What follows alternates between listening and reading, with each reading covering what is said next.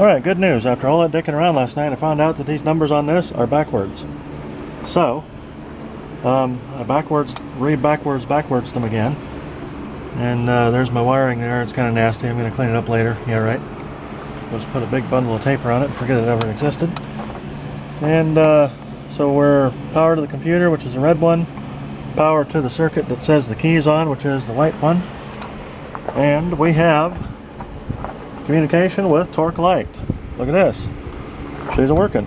And I don't have a couple things plugged in, so we're going to show log faults, and she's communicating. And don't pay any attention to that. That is a loaf of bullshit. That is completely wrong. It's backwards. It's wrong. It's totally wrong. All the colors are wrong. Everything's wrong about it. Just do not use that on your vehicle. All right.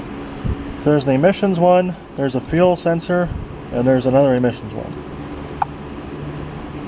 Evaporative emission. That's not plugged in.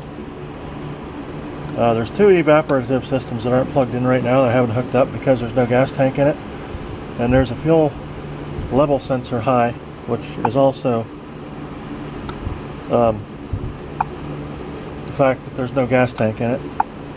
That would be the middle one, or the middle one.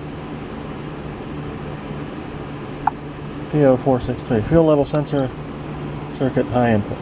Yeah, because there's no nothing pulling it down on the circuit. But that's it. It talks. This is torque light, I think, if I haven't said so already. Let me put a gauge on here.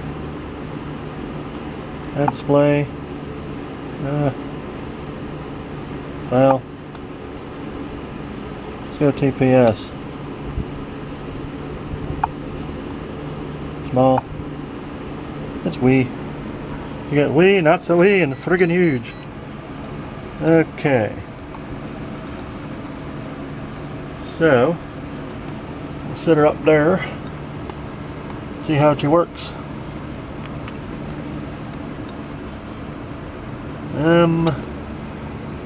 That's in the way. Ah, here we go. I gotta bolt this ignition coil down too one of these days. There we go. Okay.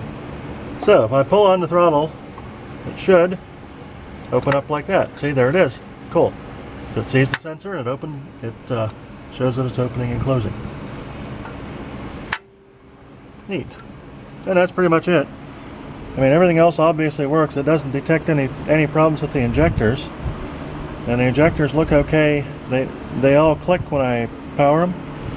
And they look okay on the multimeter. I've checked the resistance of them. They're all like, I think 2 ohms or something, or low impedance. So, I'm going to have to figure out which injectors are bad and take them off and put new ones on.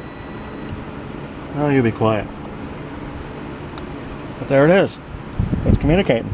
It works. Well, I don't have any RPMs yet, but it's not on. That doesn't matter. Anyways, the important part is I've got OBD2 talking, so now I can tell what's wrong with this thing if anything breaks. Well, there we go. See you later.